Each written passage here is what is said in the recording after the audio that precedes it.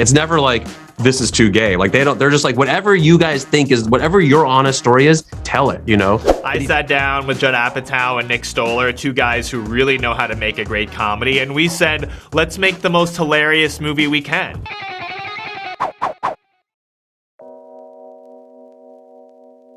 So Billy, I have to ask, what was it like for you seeing this, being part of the first mainstream LGBTQ romantic comedy from a big studio? What was this like for you? Because it feels like it's a responsibility, but it's also great that it's a movie that sends everybody out on a high, feeling great about themselves, right? Exactly. Yeah, there was a big responsibility. It is historic in a couple of different ways, but you don't sit down to write a historic movie, and you don't sit down to write a gay movie. I sat down with Judd Apatow and Nick Stoller, two guys who really know how to make a great comedy, and we said, let's make the most hilarious movie we can, you know, and an honest movie. Those were our two goals, you know.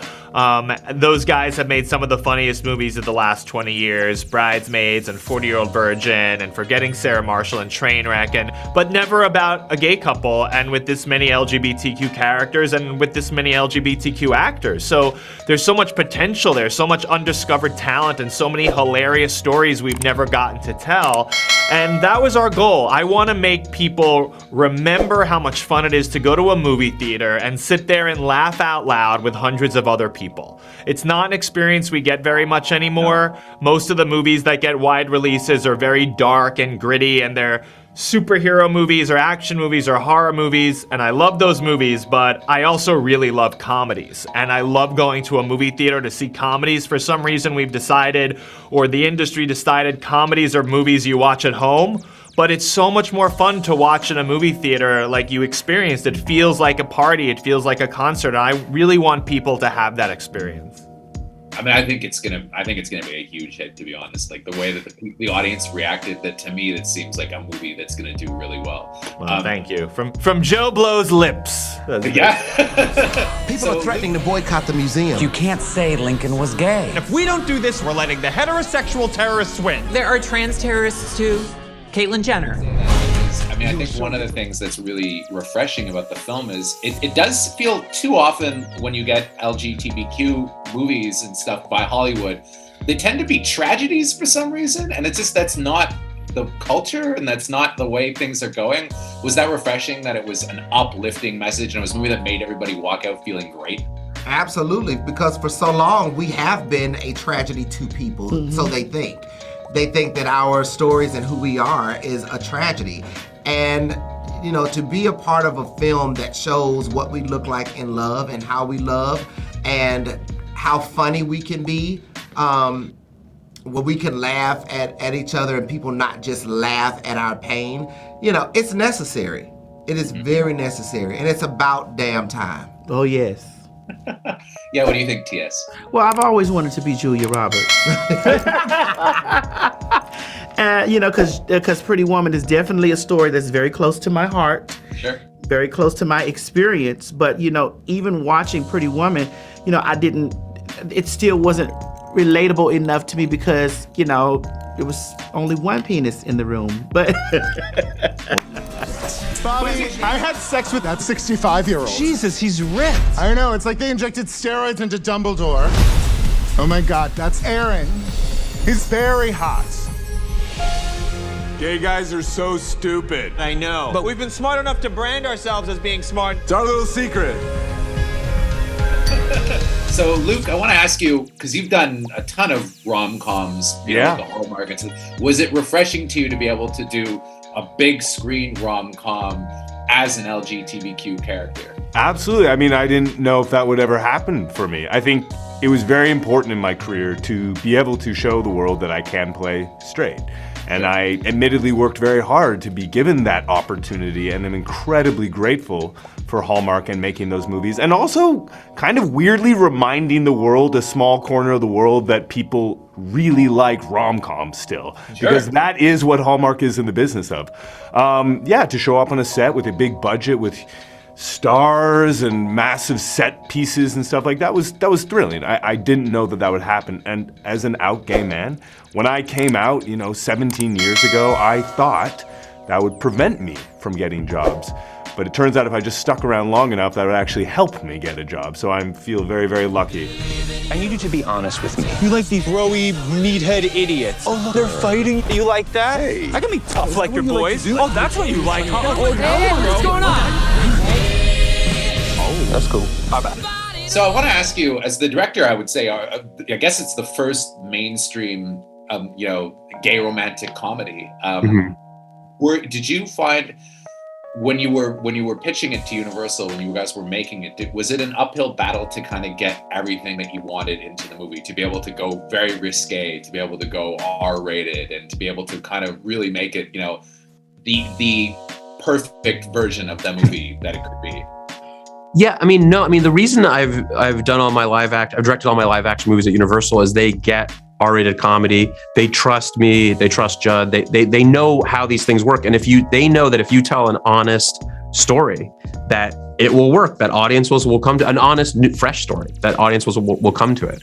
And so there was never anything. Their notes are always like, "You need a better ending," or "The third act turn doesn't work." It's never like, "This is too gay." Like they're just like, whatever you guys think is, whatever your honest story is, tell it. It needs to have a happy ending. That was the only thing I said to Billy early on. I was like, it needs to be honest, it needs to be super funny, it needs to have a happy ending. And that's what we worked on. And I don't think you'd have to ask him, but I don't think he totally believed me until the movie was locked, that was really going to be the experience. And that really is what Universal is like. They'll give notes, but they're much more story focused and character focused. Toby Lieber coming to you from the future home of the LGBTQ+ museum. Everyone is really excited and totally getting along. This happens to be Bisexual Awareness Week, and no one has acknowledged it. Lesbian History Month was in March. Nobody said a goddamn thing. Of course, lesbians get a month and we get a week. I was at the premiere at TIFF, and it was amazing. It was like being at a rock concert. And I was just wondering if you could all just give me a quick reaction to that, because you were all there, I assume, right? Yes. Very much so. That was my first time seeing it completely. So I was right there with the audience. So for me, it was a little out of body just for that. It was overwhelming. The crowd's response was what you want to hear. And it was even more, in a sense, accepting, and like you said, it was like a rock concert, and to be a part of that is a gift. I was a big fan of Dispatches from Elsewhere, and I thought you were great on the show. And I was just wondering if you could tell me a little bit about how you find kind of Hollywood has been changing recently towards maybe a better representation of people, I think. Yeah, well, thank you. I'm so proud of Dispatches, and it's always exciting when somebody saw it. So that's great. And yeah, I think I'm really lucky to be here now. It's obviously changed exponentially. But then, we still have so far kind of to go. It's sort of crazy that this is actually the first major studio who's done an LGBTQ rom-com. I think we would all love to see more and to be part of more. And, so yeah, I feel really lucky, and I think we've come a long way, but we have, even further to go. I like to keep things chill. I can be chill, just like a manly man. Sup? I got you. Yeah. You're gonna need some help here, bro. Okay, I'm gonna need some help here, bro. What is going on with you? My whole life, I've prided myself on being self-reliant, but this guy has gone into my head. Well, that's great to hear. And I feel, having watched that movie, that it is something that has a lot of crossover appeal, right? Especially for the Joblo audience, I feel like we would, everybody's gonna love Bros. I was laughing my ass off throughout it, getting to the end. Yeah. Oh, nice. Yeah. I think it's it's a love story between two gay men, but I think like any great rom-com, it's a universal love story. So if you don't like love, you might not like it. Yeah. I guess for the people who hate love, the anti-love audience won't be into it. But if you like love, then, or intrigued by or interested by love.